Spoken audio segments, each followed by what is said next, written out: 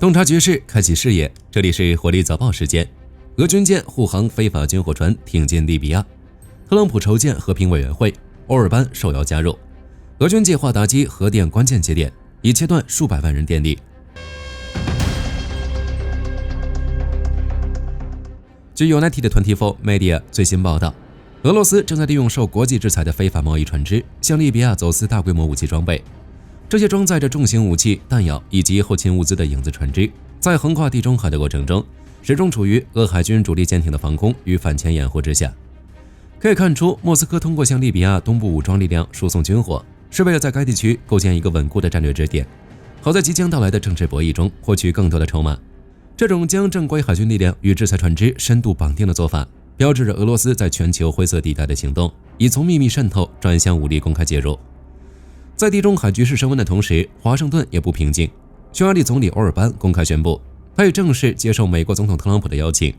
加入一个由特朗普亲自推动组建的和平委员会。欧尔班将这一邀请描述为一份光荣的使命，并表示匈牙利将为结束乌克兰冲突提供独特的欧洲视角。据悉，这个和平委员会又被描述为联合国的替代品。委员会设常任理事国席位，每个席位明码标价10亿美元，而草案显示该机构由特朗普完全掌控。欧尔班这波操作明显是人傻钱多。另一边，欧尔班的动作也引发了欧盟主流阵营的忧虑。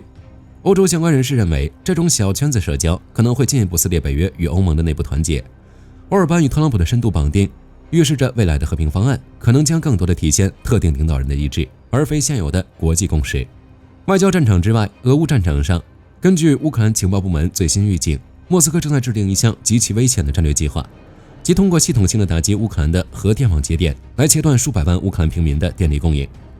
情报指出，俄军的目标并非直接轰炸核反应堆，而是瞄准了核电站周边的关键变电站、输电走廊以及复杂的配电网络。这种战术被称为能源窒息战略，通过切断核电站产生的电力向全国输送的物理途径，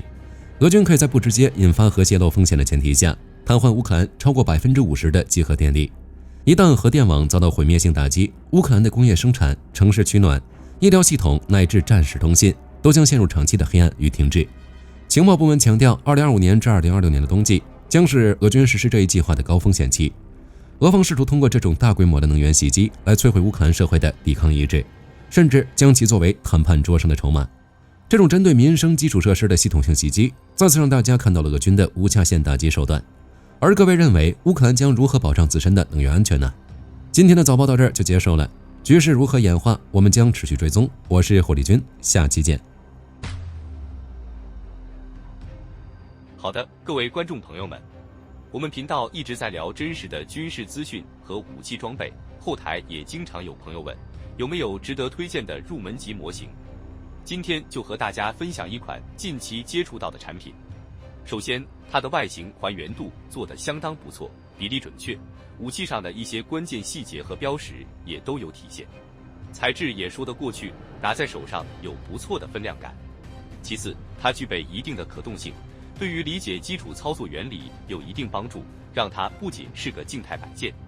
综合它的做工和可玩性来看，价格确实比较亲民。